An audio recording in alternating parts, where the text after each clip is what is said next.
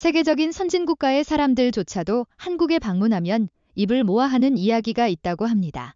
그것은 다름이 아닌 한국의 매우 빠른 행정 속도에 관한 내용인데요. 유럽의 사람들은 느림의 미학이라고 칭하며 패스트푸드를 비롯해 근래 빠른 것에만 좋아하는 사람들을 비난하며 모든 것을 여유롭고 천천히 하자는 의미로 슬로시티를 지정해 자신들의 느린 행정이 다 의미가 있다고 주장하지만 이러한 외국인들조차도 기다림의 미학을 느끼지 못하고 느린 행정에 너무나도 답답해 울분을 터뜨리는 상황이 있다고 합니다.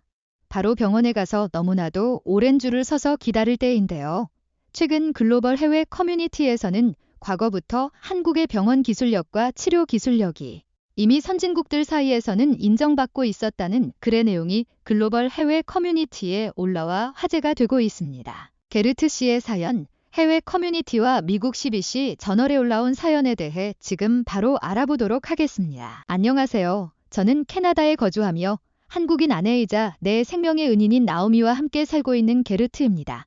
제가 이렇게 글을 쓸 수 있는 것조차도 어쩌면 제가 살아있는 덕분일 텐데요. 저는 일평생 세계에서 러시아를 제외하면 가장 큰 영토라 불리는 캐나다에서 트럭 운전수로 일을 했고 밤을 새며 운전을 해야 했던 시간도 많아 카페인이 많이 첨가되어 있는 에너지 음료나 커피 등을 마시며 며칠 동안 트럭에서 쪽잠을 자며 운전을 한 경험이 있는 나름 체력이 좋은 사람이었습니다. 하지만 그렇게 젊은 시절 모든 체력을 다 소진한 저는 안말기 판정을 받았고 캐나다 의료 시스템으로는 제가 치료받을 수 있는 길이 없어서 젊었을 때 너무 무리하게 살았던 제 자신이 너무나도 원망스러워지기까지 했습니다. 아메리카 대륙 유일하게 미국과 나란히 G7 선진국에 들어간 캐나다 병원에서는 운전하느라 항상 구부러져 있던 내 목의 8cm의 전이성 종양이 공격적으로 자라나고 있어 더 이상 손을 쓸 수 없으니 퇴원할 수 있도록 퇴원 서류를 작성해 주었고 다시 한번 재검사를 애원하자 3주 후에 다시 오라는 약속을 했으나 계속해서 만나주지 않아 끝내 8주 후에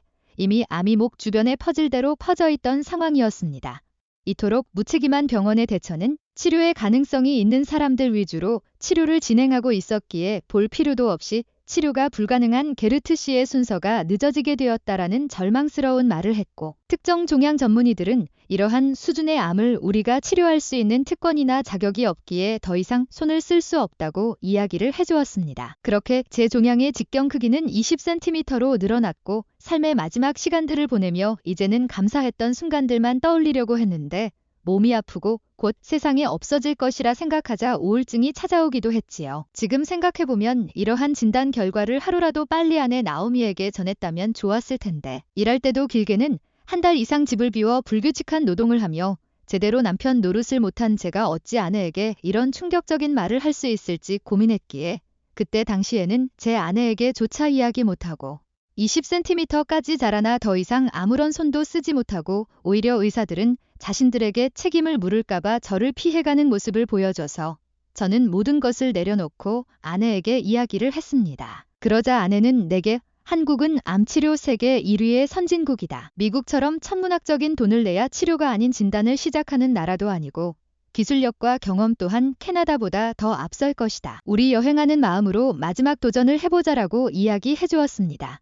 젊을 시절 땀내나며 일을 했고 자녀들 또한 각자 독립했기에 얼마 안 남은 노후를 경제적으로 부족함 없이 보낼 수 있었고 저는 이왕 한국으로 가는 여행, 퍼스트 클래스 비행기를 끊고 정말 내일이 없는 사람처럼 살았습니다. 한국에 도착하자 아내는 내게 수도 서울도 아닌 대구에 위치한 의사에게 데려가 주었고 닥터 손 씨는 내게 목에 있는 악성 종양이 20cm 정도로 추정된다. 수술을 진행할 수 있고 12시간 이상 긴 싸움이 될 것이다. 선생님께서도 힘과 용기, 무엇보다 희망을 잃지 않는 정신력을 가지는 게 암을 치료하는 데 있어 가장 중요한 일이다라고 내게 G7 선진국 의사들도 고개를 저은 암을 치료해보자고 제안했는데 나는 일평생 나의 뒷바라지를 해준 아내가 아니었다면 한국의 의사들은 죄다 사기꾼들이라고 느껴질 만큼 말로만 그럴싸하게 이야기했던 한국 의사와 주변 사람들이 내 노후 자금을 시원하게 털어먹기 위한 수작을 부리고 있을 것이라는 생각이 들었는데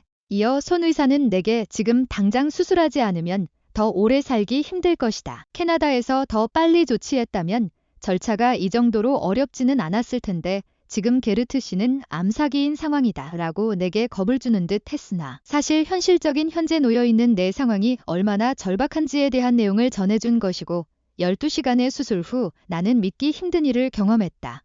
수술은 성공적으로 끝났고 3개월 동안 내 침대 옆에 매트 하나 깔고 좁은 공간에서 나를 간호한 아내 덕분에 믿기 힘든 기적 같은 일을 경험한 것이다. 나는 그녀와 결혼한 것에 대해 너무나도 감사했고 나를 한국으로 데려와준 선택은 내 생명을 구한 공로로 인정할 만큼 내가 현재 살아있다는 것 자체가 내 운이 좋았다고밖에 설명을 할 수 없었는데 더 놀라운 것은 나오미는 한국인이기에 남편인 나 역시 한국인 가족의 건강보험을 제공하는 비자를 통해 $8,000만 지불하고 치료는 물론 3개월 넘게 병원에서 신세를 졌는데 만약 미국에서 병을 치료했다면 $15만 이상은 들었을 것이고 돈이 되는 방사선과 화학요법이란 방법은 모두 투입해 나를 고통스럽게 했을 것이다.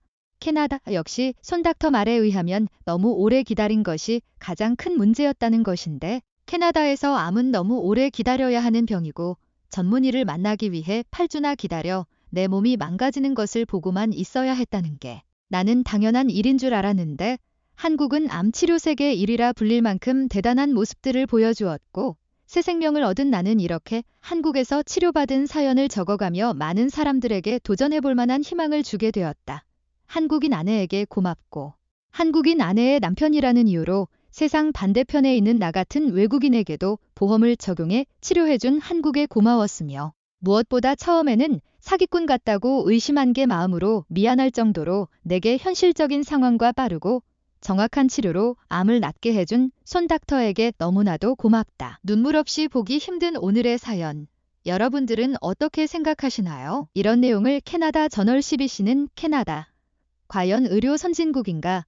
라는 내용에 실릴 만큼 게르트 씨의 암수술에 대해 그가 한국으로 날아간 것은 그의 유일한 희망이었다고 이야기하며 많은 캐나다 사람들에게 화제가 된 내용입니다. 무엇보다 한국인 아내의 희망을 잃지 않은 모습과 실제로 대구에 위치한 대학병원 및 닥터 손에 대한 내용도 저널에 실려있는 모습을 확인해 볼 수 있었는데요. 누군가에게는 생명의 마지막 순간일 수 있었던 시간들이 한국에서는 새로운 생명의 시간을 살 수 있도록 어쩌면 이전보다 더 자신을 관리해 더 건강하고 힘찬 삶을 살 수 있도록 모두가 불가능하다는 사기 암을 치료하는 기술력을 지닌 의료 강대국이 맞는 것 같습니다.